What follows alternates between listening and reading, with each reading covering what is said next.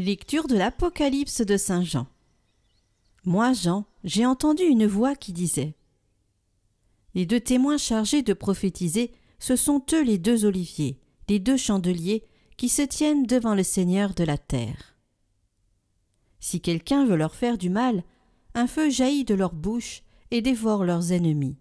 Oui, celui qui voudra leur faire du mal, c'est ainsi qu'il doit mourir. Ces deux témoins ont le pouvoir de fermer le ciel, pour que la pluie ne tombe pas pendant les jours de leur prophétie. Ils ont aussi le pouvoir de changer l'eau en sang et de frapper la terre de toutes sortes de fléaux, aussi souvent qu'ils le voudront. Mais quand ils auront achevé leur témoignage, la bête qui monte de l'abîme leur fera la guerre, les vaincra et les fera mourir. Leurs cadavres restent sur la place de la grande ville, qu'on appelle, au sens figuré, Sodome et l'Égypte, là où leur Seigneur aussi a été crucifié. De tous les peuples, tribus, langues et nations, on vient regarder leurs cadavres pendant 3 jours et demi, sans qu'il soit permis de les mettre au tombeau. Les habitants de la terre s'en réjouissent, ils sont dans la joie, ils échangent des présents.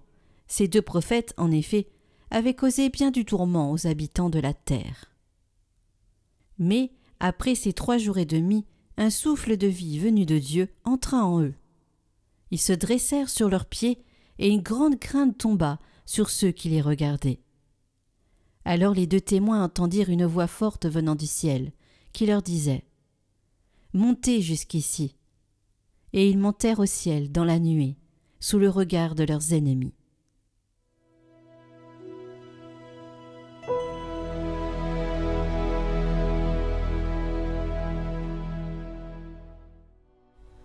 Béni soit le Seigneur mon rocher, béni soit le Seigneur mon rocher, il exerce mes mains pour le combat, il m'entraîne à la bataille. Il est mon allié, ma forteresse, ma citadelle, celui qui me libère. Il est le bouclier qui m'abrite, il me donne pouvoir sur mon peuple. Pour toi, je chanterai un chant nouveau, pour toi, je jouerai sur la harpe à 10 cordes, pour toi, qui donne au roi la victoire, et sauve de l'épée meurtrière David, ton serviteur.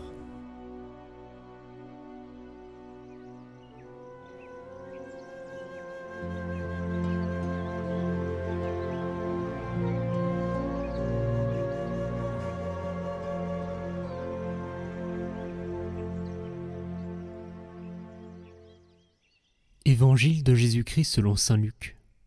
En ce temps-là, quelques Sadducéens, ceux qui soutiennent qu'il n'y a pas eu de résurrection, s'approchèrent de Jésus et l'interrogèrent. « Maître, Moïse nous a prescrit, si un homme a un frère qui meurt en laissant une épouse mais pas d'enfant, il doit épouser la veuve pour susciter une descendance à son frère.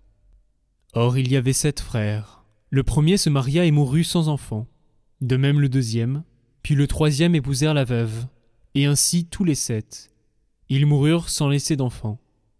Finalement la femme mourut aussi. Eh bien la résurrection, cette femme-là, duquel d'entre eux sera-t-elle l'épouse, puisque les 7 l'ont eue pour épouse ? Jésus leur répondit : les enfants de ce monde prennent femme et mari. Mais ceux qui ont été jugés dignes d'avoir part au monde à venir et à la résurrection d'entre les morts ne prennent ni femme ni mari, car ils ne peuvent plus mourir. Ils sont semblables aux anges, ils sont enfants de Dieu et enfants de la résurrection. Que les morts ressuscitent, Moïse lui-même le fait comprendre dans le récit du buisson ardent, quand il appelle le Seigneur le Dieu d'Abraham, Dieu d'Isaac, Dieu de Jacob. Il n'est pas le Dieu des morts, mais des vivants. Tous, en effet, vivent pour lui. Alors certains scribes prirent la parole pour dire : « Maître, tu as bien parlé. » Et ils n'osaient plus l'interroger sur quoi que ce soit.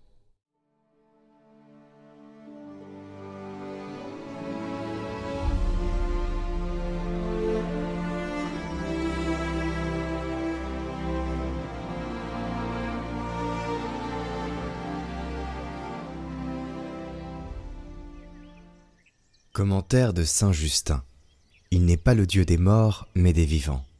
La chair est précieuse aux yeux de Dieu. Il la préfère entre toutes ses œuvres. Donc ce serait normal qu'il la sauve. Ne serait-ce pas absurde que que ce qui a été créé avec tant de soin, ce que le Créateur considère comme plus précieux que tout le reste, cela retourne au néant?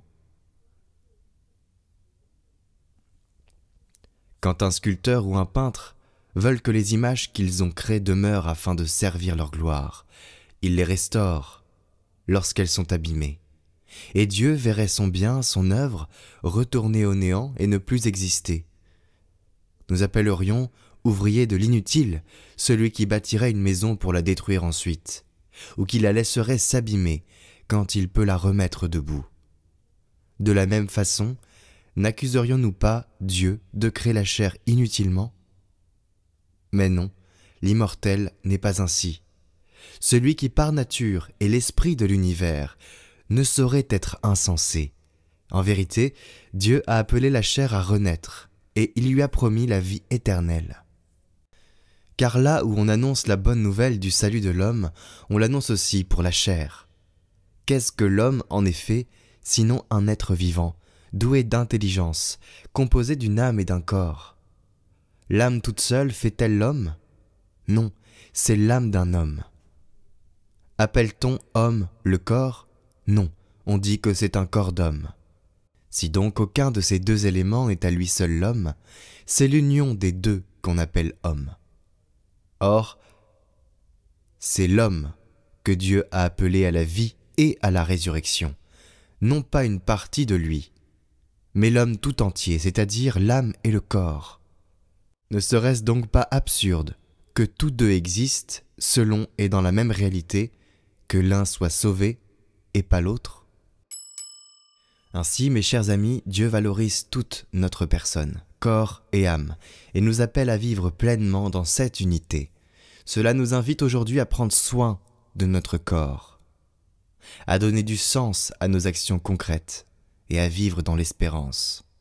Mais j'appuie particulièrement prendre soin de son corps. Ce que nous faisons avec notre corps a un impact sur notre âme. Et cela est une blessure avec des cicatrices. Tout ce que nous faisons de mal à notre corps, toutes nos actions ont un impact sur notre âme. Les deux sont liés. La résurrection transforme notre quotidien en une promesse où rien n'est vain. Tout peut être transfiguré. Croyons-y fermement. Alors croyons fermement et remettons tout à Dieu. Aujourd'hui, nous fêtons la Saint Colomban et je vous propose de le prier avec sa prière qu'il a rédigée. Au nom du Père et du Fils et du Saint-Esprit. Amen. Seigneur Dieu, daigne détruire et arracher tout ce que l'adversaire sème en moi et mon injustice, une fois déracinée. Viens greffer sur mes lèvres et dans mon cœur des pensées et des œuvres bonnes. Que par mes activités et mes intentions, je te serve toi seul. Que je comprenne tes desseins et sois en quête de toi-même. Accorde-moi les dons de mémoire, de charité, de chasteté, de foi, de tout ce que tu sais utile à mon âme. Seigneur, accomplis en moi le bien et réalise ce que tu sais m'être nécessaire, toi qui règnes. Amen.